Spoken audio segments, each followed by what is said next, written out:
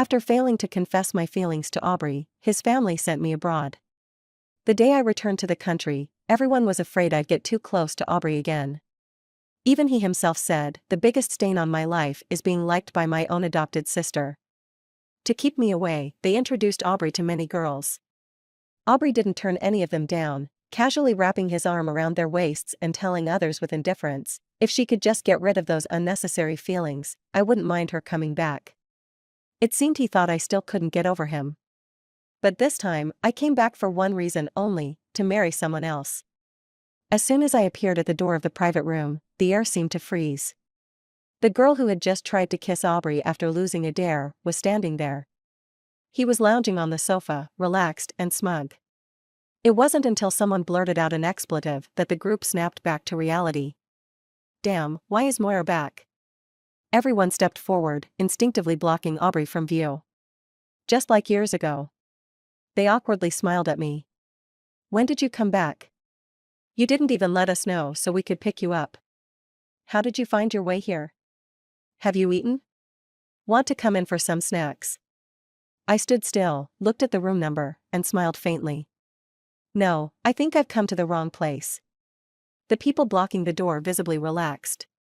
Just as they were about to say something else, a mocking laugh came from inside. Aubrey had his arm around the waist of a girl in front of him, whose eyes were brimming with tears. He pulled her into his embrace and kissed her, gripping her chin. "Take a breath. A girl shouldn't be the one to initiate a kiss like this." His voice was lazy, and the girl in his arms blushed deeply. Gripping his collar, she nervously stammered, "Can I be your girlfriend?" Aubrey didn't respond, only glanced at me briefly before deepening the kiss, giving his answer through his actions. The girl was ecstatic, and the others in the room began cheering. I glanced at my watch and turned to leave, but someone called me from behind. "Moira." I instinctively turned around, and Aubrey walked out of the room. It had been 3 years, but his face hadn't changed at all. He had a cigarette between his fingers, and his tone was casual. "When did you come back?" "Yesterday." "Why didn't you go home?" I didn't answer. "Now that you're back, stop running around. Go home and see Mom and Dad." I still didn't respond, instead glancing at my watch again, my eyebrows furrowing with impatience. "Is there anything else?" Aubrey's gaze dropped to my wrist, and he frowned slightly. "Where's the bracelet?" I froze for a second, then remembered. A sneer crossed my face. I put it away. 3 years ago, when I was confessed to by another boy, Aubrey didn't say anything. He just led the group in beating up the guy, then quietly took out a family heirloom bracelet and put it on me. Aubrey's frown relaxed, and his tone was unperturbed. "It's just a small thing, no need to treat it like it's precious. Next time." "Aubrey." Before Aubrey could finish his sentence, a clear voice cut in. The girl from the private room ran out and immediately linked her arm with Aubrey's. She stretched her hand toward me, smiling brightly. "You must be Moira, right?" "Hi, I'm Jamie, Aubrey's girlfriend." She seemed a little shy, and as she said the last 2 words, she looked up at Aubrey, blushing. I really didn't have time for this. If I stayed much longer, that man would really get angry. I gave a quick nod, greeting her, "Hi." I turned and quickly walked away. Before I turned the corner, I saw Eamon leaning against the doorframe. He was dressed in black, his sharp nose and dark eyes hidden in the dim lighting, his expression unreadable. His lips, sharp and perfectly defined, were barely visible in the light. I stepped up to him quickly and pulled a gift from my pocket. "Happy birthday." His gaze slowly shifted downward. "You're late." I looked at my watch again. The hour hand had just moved past midnight. The day was already over. A hint of frustration flashed across my face. If it weren't for those 2 people I just met, I wouldn't have been late at all.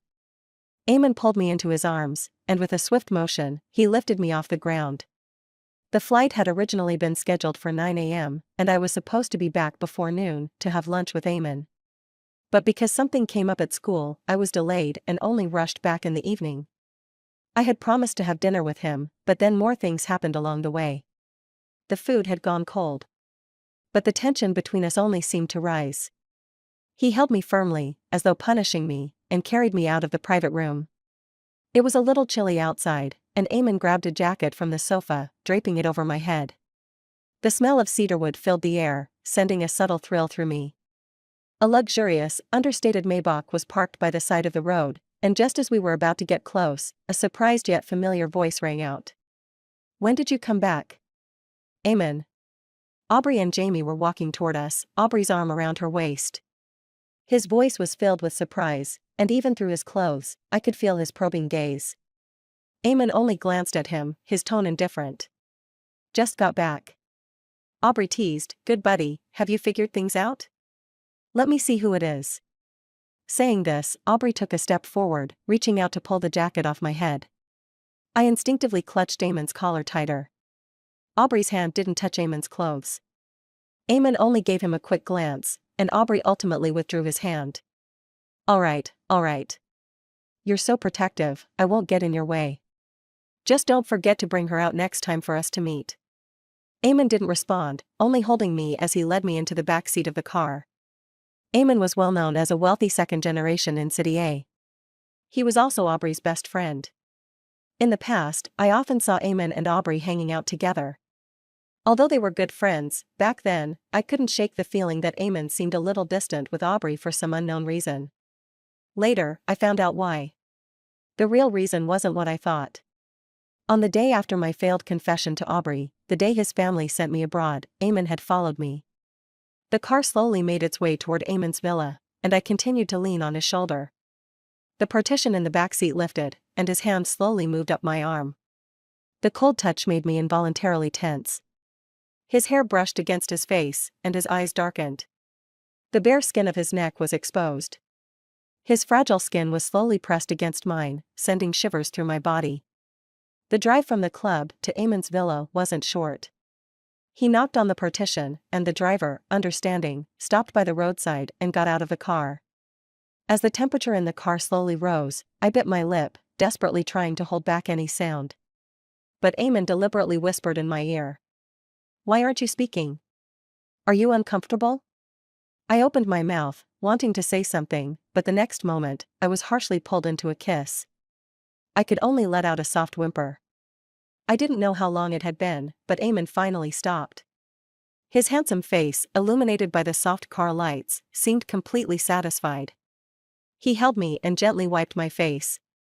I grabbed my phone, which had been tossed aside, and saw 2 messages from Aubrey. The first was a video. It was a clip of Aubrey drinking with everyone in the private room. Aubrey had a cigarette in his fingers, leaning back lazily in his chair, and said, "The biggest stain on my life is being liked by my own adopted sister.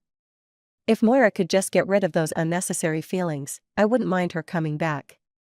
The 2 short sentences. If I had seen this 3 years ago, it would have torn me apart, but now. I glanced at the second message.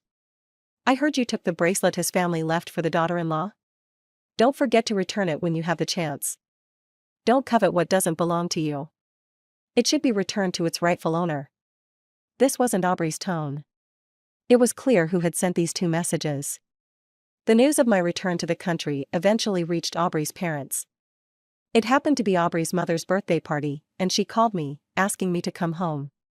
I paused for a moment before nodding and agreeing. By the time I arrived, there were already quite a few guests. The news from 3 years ago about the adopted daughter Moira foolishly liking the only heir to the family was known by everyone in the city. When I appeared at the entrance of the party, all eyes immediately turned to me. There was surprise, curiosity, and even disdain.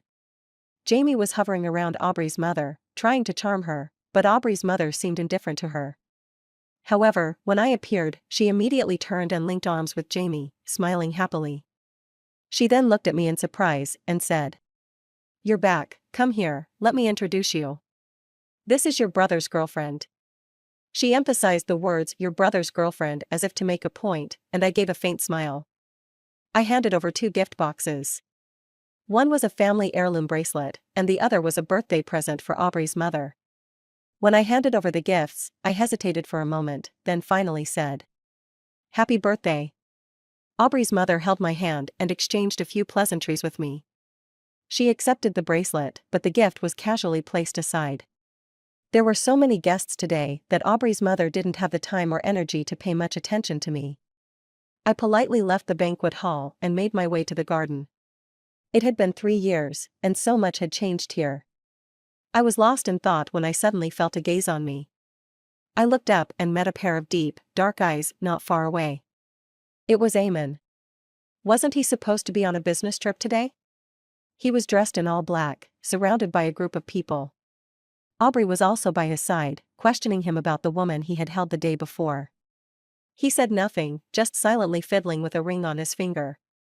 It was the matching couple ring I had given him yesterday. The one on his hand was the one he had forced me to put on him. The one on my hand was his. I recalled the events from yesterday, and suddenly felt a little embarrassed under his intense gaze. I was about to turn away and check if my old room was still available when a figure blocked my path. It was Jamie, her face shadowed with hostility. She lowered her voice, glaring at me. "Didn't you see the text I sent you? How shameless can you be? Wherever Aubrey is, you just have to show up." I said, "What? I was just passing by." But Jamie suddenly grabbed my hand and shouted loudly. "I know you like Aubrey, but we're in love now. Can you stop trying to break us apart?" Her loud voice attracted the attention of everyone around us. Disdainful, mocking looks were immediately fixed on me, just like 3 years ago. Her grip was so tight it hurt, and I frowned slightly. "Let go. Please, I'm begging you. Aubrey and I finally got together. Can you just leave him alone?" she said, her tone pleading, and she tightened her grip on my wrist. Her nails dug deep into my flesh. I winced in pain and instinctively tried to pull my hand free. I didn't pull hard, but she screamed and fell to the ground. Before I could react, a slap landed across my face. The air around us suddenly went silent. Aubrey's mother appeared in front of me, trembling hands pointed at me, furiously scolding. "Moira, I raised you for so many years, and this is how you repay me. If I had known it would end like this, I should never have brought you back." Aubrey's mother had used all her strength to slap me. I reached up and wiped the blood from the corner of my mouth. My mother died young, and my father was a comrade in arms of Aubrey's father. When I was 10, my father died trying to save Aubrey's father, and they adopted me. They raised me for 10 years. And now, this slap. It not only left blood on my lip but also broke the bond one had with them for 10 years. I pulled a card from my bag. It contained 1 million. I had prepared it in advance. I handed it to Aubrey's mother. "Ma'am, this is the total of all the expenses you've spent on me over the last 10 years, principal and interest, not a penny less. I'm giving it all back to you." Aubrey's mother froze for a moment. "What did you call me?" Everyone around us turned their attention to me, their eyes full of mockery. Aubrey came up to me, frowning tightly. "Stop causing a scene." "Moira." "A scene?" Aubrey's words made me smile bitterly. 10 years ago, when I was adopted, many people looked down on me. They had wealth and power, while I was just an orphan who had lost both my parents and had nothing. Many people spoke behind my back, calling me shameless for clinging to them. When Aubrey found out, he went after them one by one and beat them up. Aubrey's parents also confronted the other family's parents. They told everyone that I was now their only daughter, on equal standing with Aubrey. Anyone who looked down on me was looking down on them. When Aubrey put his family heirloom bracelet on my wrist, Aubrey's mother smiled and said she hoped Aubrey and I really had a future together. To avoid embarrassing them, I worked hard and got into the top university. I used my scholarship to buy gifts for my foster parents. They were happy, proud of me. But the most excited one was Aubrey. He picked me up in front of everyone and said I'd be his junior from now on. With him around, no boy with bad intentions would ever get near me. They treated me well, and I naively believed that I finally had a family that loved me. But all of that shattered the day I received my acceptance letter and foolishly confessed my feelings to Aubrey. When my foster parents found out, they didn't say anything. The next day, they sent me abroad without a word. They never contacted me again. They had only said they hoped Aubrey and I would have a future, but it was just empty words. I'm an orphan, what right did I have to be with their son? I opened my mouth, wanting to say something to Aubrey, but in the end, I couldn't bring myself to speak.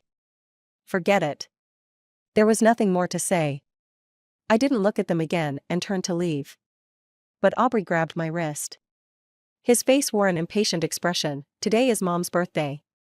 Do you really have to make a scene? His grip was strong, and the injury Jamie had inflicted earlier was still tender, now made worse by Aubrey's hold. The pain almost made me cry. How pathetic. Apologize to Jamie. He sneered, releasing my hand and wrapping his arm around Jamie's shoulders. You pushed her just now. Jamie smiled in Aubrey's arms, but still looked at me with tears in her eyes. It's okay, Aubrey, she didn't mean it. She's just too concerned about you. I don't mind taking a little suffering. Please don't let anything come between you, Mom, and Aubrey. Jamie's voice was soft and understanding. Aubrey looked at me coldly. I'll give you two choices. First, apologize to Jamie. Second, go back upstairs and stay out of the way, or else. I'm sorry. I interrupted Aubrey. Is that enough? If not, I can keep going. Aubrey froze for a moment, then snapped. Good, very good. You've been abroad for 3 years, and this is the way you've learned to handle things? Do you think if you sulk, I'll forgive your tantrum? I didn't look at him again and turned to leave. When Aubrey's mother slapped me, Eamon had come over. But I stopped him with my eyes. I didn't want him involved in this anymore. In the car, Eamon kept a solemn face as he pulled my wrist and silently began to disinfect and treat my wound. Once he finished, he set my hand aside and said nothing, his gaze fixed on the road ahead. I knew he was angry. I leaned over with a playful smile and tugged at Eamon's sleeve. Are you mad? Still no reply. I sighed and took his hand. I just don't want to rely on you for everything. On the first day I was sent abroad, I fell sick. At that time, I didn't have a penny to my name. I sold everything valuable I owned and rented a tiny, run-down apartment that could only fit a bed. With a high fever and aching all over, I worked 5 jobs a day, washing dishes, cleaning, and almost fainting into the water basin several times. It was Eamon who appeared to help me. It was my first time abroad, and everything was unfamiliar. I had to rely on him for everything. At first, I thought he was someone my brother had sent to help me, but later, I realized. He had his own motives. He was after something from me. When I was younger, I had a stubborn streak in me. If they didn't reach out to me, I wouldn't reach out to them. They sent me abroad, and I could live fine on my own. After discovering Eamon's intentions, I started distancing myself from him. I stopped accepting his kindness. But in the face of reality, my pride seemed useless. I was alone in a foreign country, not a local, facing discrimination. Where others earned a decent wage, I could barely make half. I hadn't done anything wrong, and yet I was being treated poorly. When life became unbearable, I couldn't imagine how I could keep going. So, I accepted Eamon. I even climbed into his bed willingly. At first, I thought he was just acting on a whim, and after getting what he wanted, he would toss me aside. After all, how could someone like him possibly be interested in an orphan like me? But, he took care of me for 3 whole years. When I didn't want to return home, he arranged for me to continue my studies abroad. I fell in love with research, so he invested in a lab for me to work in. I didn't want to be alone, so he opened a company abroad to stay with me. 3 whole years. In all that time, my family didn't contact me even once. I originally wanted to explain to Eamon that I didn't want to keep causing him trouble. But when I spoke, his mood darkened even more. He pulled his arm away from my grip. That was when I got upset. Look at me, Eamon. Eamon stayed silent for 2 seconds before turning to face me. But his handsome face remained cold and indifferent, and he still didn't say a word. Fine. If he didn't want to talk, then neither would I. I leaned back against the car seat, closing my eyes. At first, I just wanted to pretend to nap, but before I knew it, I really fell asleep. When I opened my eyes again, we had already arrived home. Dinner was ready, all the dishes I liked. I hadn't eaten much at the party earlier, and now my stomach was growling. Eamon was sitting on the couch, in the middle of a video conference. When he saw me, he glanced at me and then spoke in English to wrap up the meeting. Once he hung up, he set his phone aside and picked up an economic magazine to read. I walked over to him, sat on his lap, and wrapped my arms around his neck. He didn't resist. I pushed my luck further, saying, I'm hungry. Feed me. Eamon supported me with one hand and guided me to the table. I stayed on him, not planning to get up. He patiently sat there, feeding me bit by bit. When I had eaten enough, my hands began to wander. He held my wrist and shot me a warning look, signaling me to stop. But if I listened to him, I wouldn't be Moira. I grabbed his hand, wrapped it around my waist, pulled him closer, and kissed him again. In the midst of our passion, a video call popped up. Being interrupted during such moments was so annoying. I didn't even check who it was and reached out to hang up, but accidentally hit the answer button instead. A familiar voice came through the phone. Aubrey's drunk. You should come pick him up, the usual place. It was one of Aubrey's friends. I felt a flash of impatience on my face. Just as I was about to hang up, I heard Aubrey's voice through the speaker. Who are you calling? I don't need her to pick me up. If she wants to make a scene, let her. It's been 3 years, and she's learned to use spite to threaten people. What, does she think this will make us cave to her? Aubrey's tone was full of disdain. So, he knew we hadn't been in contact for 3 years. When I was first sent abroad, my foster parents ignored me. I made excuses for them, thinking they were busy and would call when they had time. But after waiting for so long, 3 whole years, I never got a call. 3 years ago, Aubrey used to go out drinking and partying late into the night.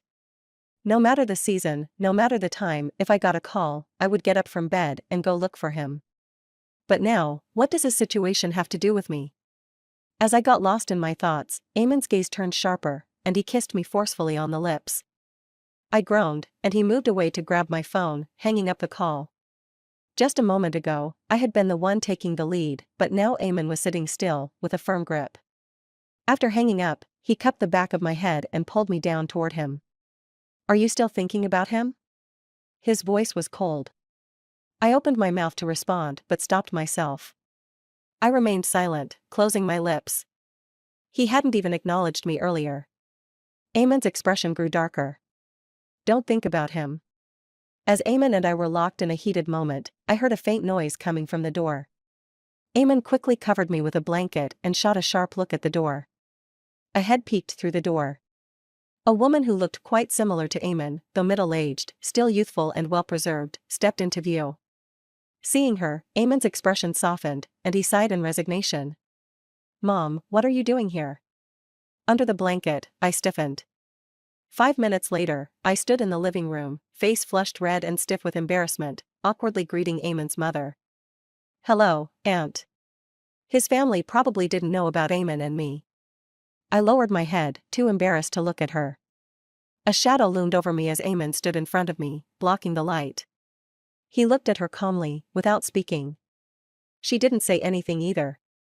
Just as the silence was about to break me, I heard Eamon's mother's joyful voice. I found it. I looked up and saw her holding a phone with a calendar app open. How about this date? It's in 10 days. I'll go back now and arrange the wedding. I was a bit dazed, still processing what had just happened, and before I could respond, I heard Eamon already agreeing. Sure. Eamon's mom was ecstatic and immediately pulled Eamon aside. She took my arm and began sizing me up, the smile on her face widening with every look. Good, good, good. Sorry, what? You're Moira, right? I'm not mistaken, am I? I froze for a moment. How did you know, Aunt? She laughed. Eamon's room is full of your pictures. I already knew Eamon had liked me, but this was a bit much. A whole room, over 100 square meters, all covered in my photos? Before I could finish my sentence, Eamon's mom grabbed my hand. Time's a bit tight, so I'll take you to get your wedding dress first. What's going on here? I was completely stunned. But Eamon's mom had already dragged me out the door, excited, ready to pull me to the car. Just before we got in, I interrupted her, speaking seriously. Auntie, I'm an orphan with no background. I'm not worthy of Eamon. That incident 3 years ago had opened my eyes to reality. I'm sorry, Moira. Sure enough. I smiled lightly. Just as I was about to say something to Eamon's mom, she suddenly grabbed my hand, looking at me with pity. I investigated you without asking, but I know everything about your past. Don't worry. From now on, I'll be your mom. After you marry Eamon, I'll love you even more than I love him. I froze in place. In that split second, Eamon's mom had already dragged me into the car.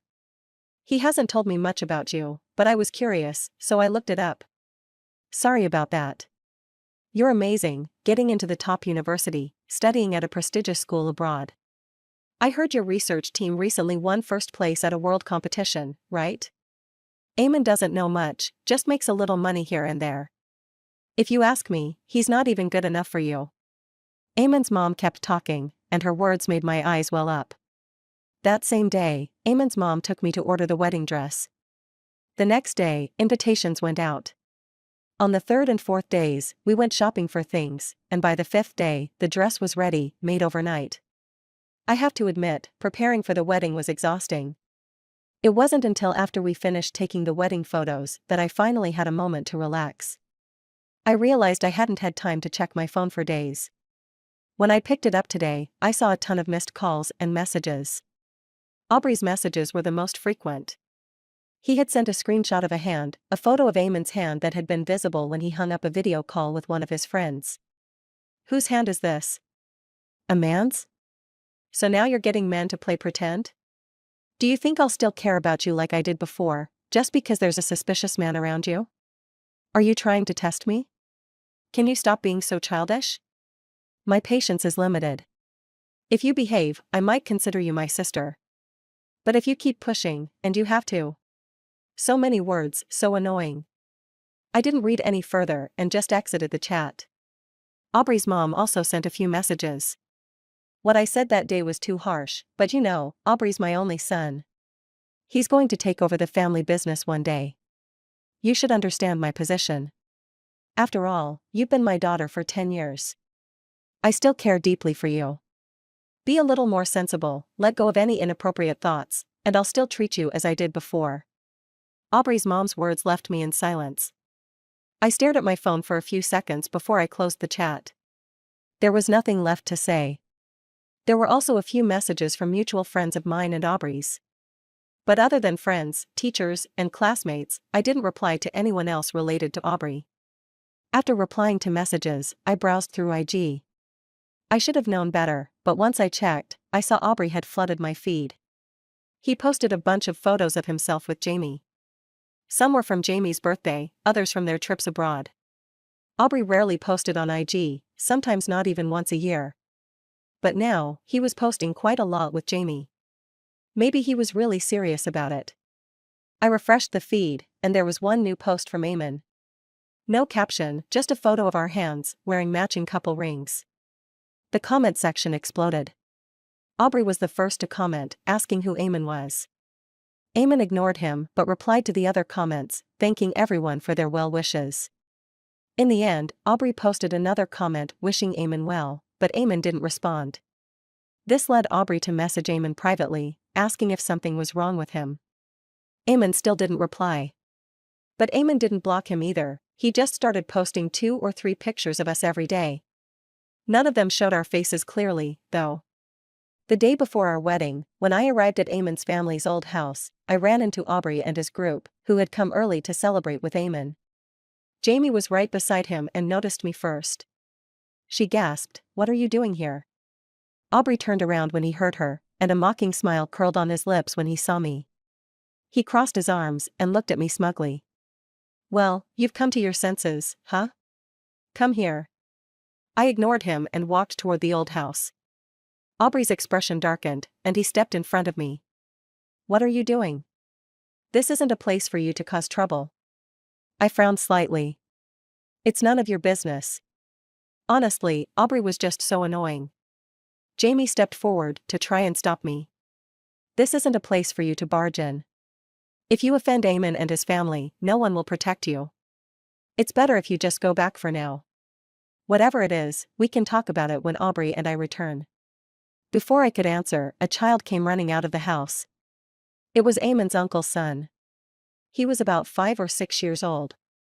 He looked around, then saw me, and broke into a joyful smile. "You're back, Moira. Come in. Everyone's waiting for you." He grabbed my hand and led me inside. Aubrey looked on in shock for a moment, then tried to follow, but the security stopped him at the door. "Our young master is not receiving guests today." There were quite a few relatives at the house that day, all eagerly talking to me and offering red envelopes and gifts. Eventually, Eamon came to rescue me. His family had a high status in the city. A lot of people came to our wedding. When Eamon and I stood on the stage, I glanced down and unintentionally locked eyes with Aubrey, whose eyes were red.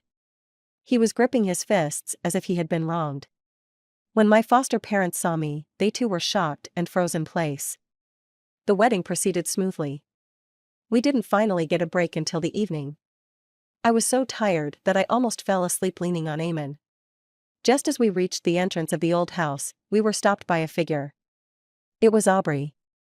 He clenched his fists and immediately charged at Eamon.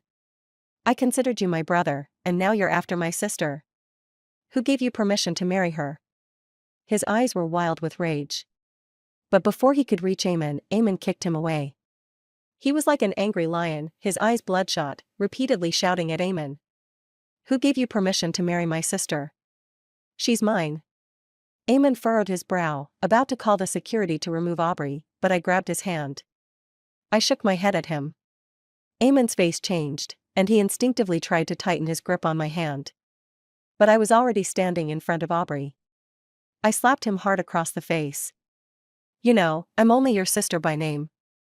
Who I marry is none of your business. Besides, I've already repaid you. My father's life was exchanged for your father's safety. I owe you nothing, and we have no connection anymore. Don't say such disgusting things." After the slap, I felt unsatisfied, so I gave him another one across the other side of his face. Then, I took Eamon's hand and headed home. Since that day, I haven't seen Aubrey again, and I deleted and blocked everyone related to him from my contacts. However, a month later, just as I was about to head out, I saw Aubrey's mother standing at my door. I don't know what she had been through during this time, but the proud woman I once knew looked a bit disheveled now. Her hair was messy, and her dark circles were heavy. When she saw me, her eyes were red, and she rushed over to me. Please go see your brother. Just once." From Aubrey's mother, I learned that Aubrey hadn't been doing well lately. He had locked himself in his room for days, not eating or drinking. When he did come out, he would get drunk and get into fights. He'd ended up with injuries all over, but refused to apply any medicine. This time, he had been racing against someone else, and crashed off a cliff. He was rushed into the ICU. He's still unconscious. Aubrey really likes you. He broke up with Jamie because of you. It's all my fault. I shouldn't have stopped you two back then. Please go see him." I gently pulled my hand out of Aubrey's mother's grasp. Looking at her calmly, I said, "Please be careful with your words, ma'am. What happens to Aubrey has nothing to do with me. I'm not powerful enough to influence him. After all, I'm just an orphan." She froze for a moment. I didn't want to argue with her, so I turned to leave. But she stopped me. "Then, please tell Eamon to stop. He's been targeting our company. We haven't done anything wrong to him, have we?" I paused, slightly taken aback. It was then that I realized Eamon had never forgotten the slap I received at the banquet. I stopped for a moment, then spoke to her. "His decisions are beyond my control. If you have any questions, you can ask him directly. I would never confront my husband because of an outsider." After I finished speaking, I didn't linger any longer and walked straight ahead. Not far away, Eamon was waiting for me. "END."